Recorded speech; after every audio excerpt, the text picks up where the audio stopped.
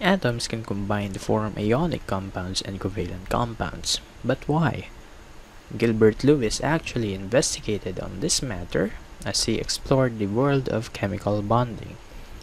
Looking at the periodic table, on the last column, we have the noble gases. What do we know about the noble gases? They are stable. So when you say stable, they don't really react to other atoms under normal circumstances. So that means if these atoms are not reactive because they are stable, so all the other atoms on the left side of the noble gas are unstable, hence they are reactive. What makes the noble gas stable then?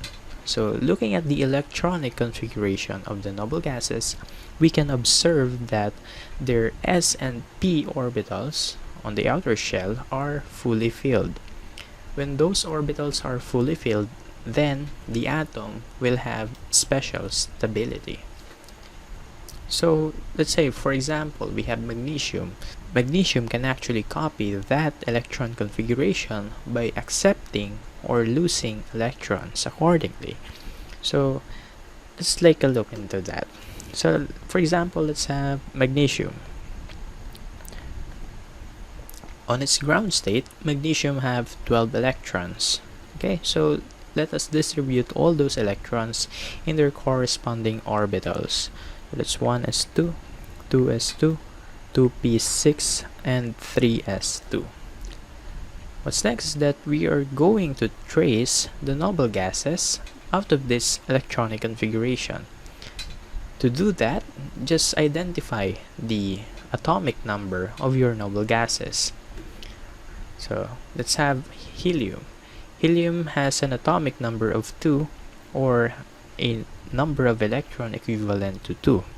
That means if your electronic configuration contains 2 electrons, then it corresponds to helium.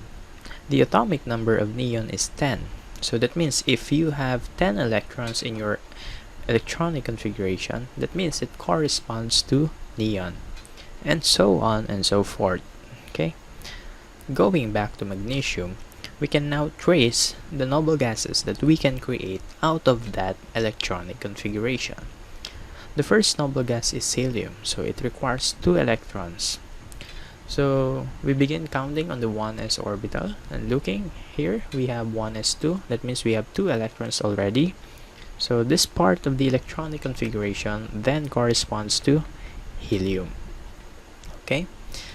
Then the next noble gas is neon. So if we have 10 electrons in our electronic configuration, then it will correspond to neon. So let's start counting. So this is 2 plus 2, which is 4 plus 6, 10. Okay, so that means at 2p6 electron, this now corresponds to the neon configuration. The 3s2, we cannot make any noble gases out of this, right? So I'm just going to leave it outside. We can rewrite our electronic configuration into a shortened version, where instead of writing 1s2, 2s2, 2p6, we will instead write the neon in a square bracket. And we have the 3s2 outside it. Looking at our electronic configuration, we can actually deduce 2 parts out of this. This part that corresponds to the neon gas, we call this the core electrons. Core electrons do not participate in any chemical reactions, while the outer electrons, the 3s2 electrons, we call them the valence electrons. The valence electrons actually participate in chemical reaction. They can either be given off or taken in by an atom. Magnesium wants to be stable, so it has to copy a noble gas configuration. It actually have 2 options to be stable. Magnesium can either copy the noble gas configuration neon by just having 10 electrons, or it would copy the noble gas configuration of argon, which requires 18 electrons. If magnesium chooses to copy the configuration of neon, then it has to lose 2 electrons. Remember that we have 12 electrons here. So if you want to make your electrons 10, that means you have to lose the 2 valence electrons. If you want to copy the configuration of argon, then you have to add more electrons to make the 12 electrons equal to 18 electrons. So how many electrons have to be gained? So you have to gain 6 electrons. Magnesium will instead lose 2 electrons because that's easier to do. So what will happen is that magnesium will lose these 2 valence electrons that will be given off for other atoms to accept. So as magnesium loses the 3s2 valence electrons, then what's left is the noble gas configuration that corresponds to neon. However, remember that as you lose or gain electrons, the charge varies. Remember the formula for charge, which is proton minus electron. If you decrease the number of electrons, then the charge increases. If you increase the number of electrons, then your charge decreases. Since we lost 2 electrons, that means our charge increased by a factor of 2, making magnesium positive 2 in charge. Since magnesium is now positive 2 in charge because it lost 2 electrons, then we can say that it is already stable because it follows the configuration of the noble gas. Let's have another example. Consider oxygen atom. On its ground state, it contains 8 electrons. So let us distribute those electrons into their corresponding orbitals.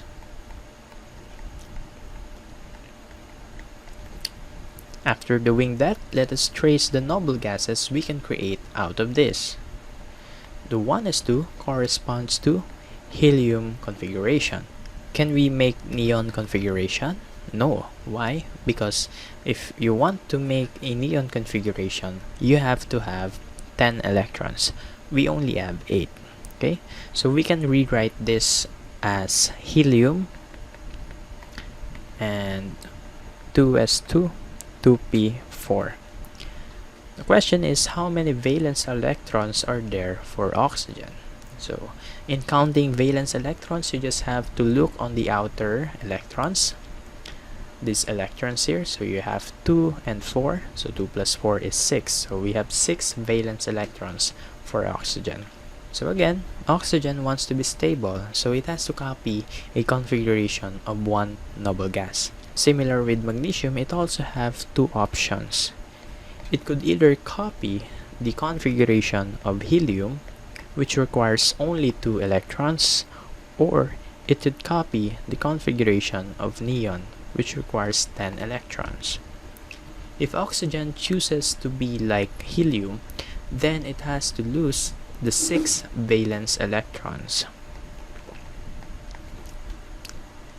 If oxygen wants to copy the neon configuration, then it only requires to gain 2 electrons. The question here is, which of the 2 options would be better? Well, of course, we know the answer is it will instead gain 2 electrons then lose 6 electrons. So what will happen is that those 2 electrons will be added to the p orbital in here. So let's add those 2 electrons, making our configuration helium 2s2 and 2p6.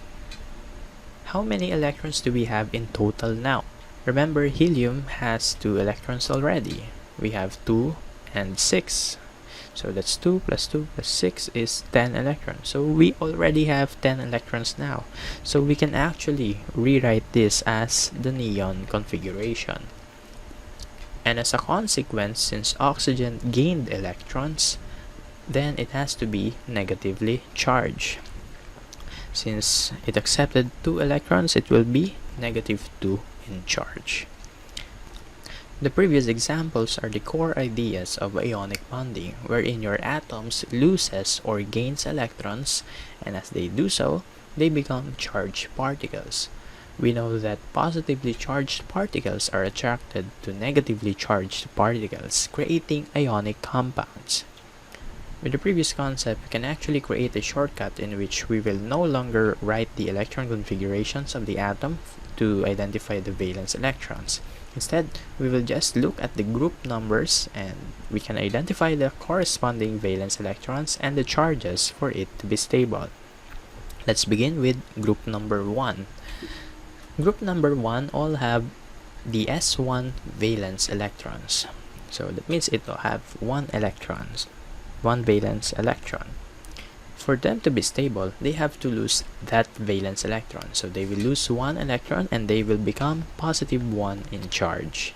So for group 2 atoms, we have 2 valence electrons here. For them to be stable, they have to lose all those 2 electrons. So they will have a charge of positive 2. Let's skip the transition metals because they really don't follow the trend at all. So we will continue with the group 3A here. The boron family all have 3 valence electrons, the S2 and the P1 electrons. So it has 3 valence electrons. Then for it to be stable, it will lose all those 3 valence electrons. So they will have a positive 3 charge.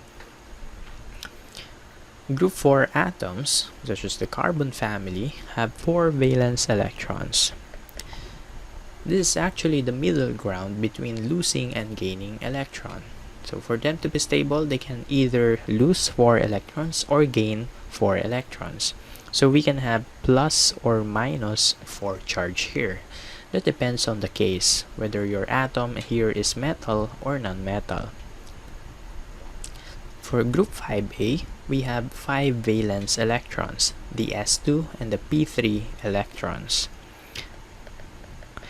In order to be stable, they will instead accept 3 electrons, so their charge will be negative 3. For group 6, the oxygen family, they have 6 valence electrons. For them to be stable, they will then accept 2 more electrons. For group 7, or the fluorine family, or the halogens, they have 7 valence electrons. And in order to be stable, they will have to accept 1 electron, making them negative in charge. For the last group, we have the noble gases. Noble gases have 8 valence electrons, and they do not have to lose or gain electrons for them to be stable. By the way, helium doesn't have 8 electrons because remember, helium only contains one s orbital, so it cannot accept the 6 other electrons in the p orbital. So this is an exemption to the rule. In order to visualize the losing and gaining of electrons for atoms to be stable, Gilbert Lewis created the Lewis dot symbols. To create Lewis dot symbols, all we have to do is to write the element symbol, and we place the valence electrons as single dots around the atom. Let's consider magnesium. Since magnesium contains 2 valence electrons, then we have to place 2 dots on magnesium atom.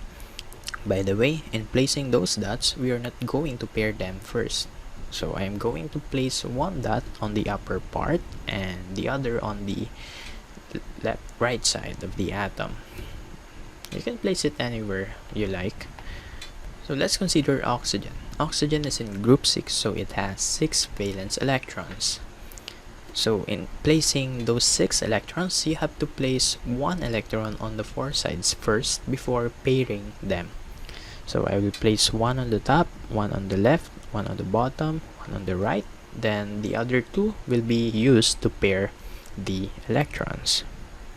So I will place the 2 electrons on the top and the right side of the atom. Then to visualize the transfer of electrons, we are going to write arrows indicating the transfer of electrons. We know that magnesium will lose 2 electrons for it to be stable. Those 2 electrons will then be given to oxygen for it to be stable. So we can visualize it by placing arrows to those dots towards the oxygen atom. So this dot will now be placed here, and the other dot will be placed on the bottom part.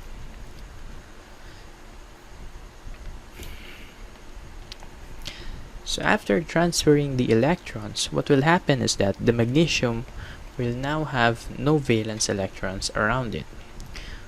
When your atom, especially metal atoms, have no valence electron around it, that means it is stable. Since magnesium lost 2 electrons, its charge will be positive 2.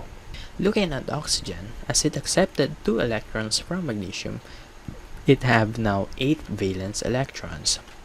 Whenever your nonmetal have 8 valence electrons, that means they are already stable. Since oxygen accepted 2 electrons, that means its charge will be negative 2. And what do we know about ions is that the positive charged particles will be attracted to the negatively charged particles, creating ionic compound.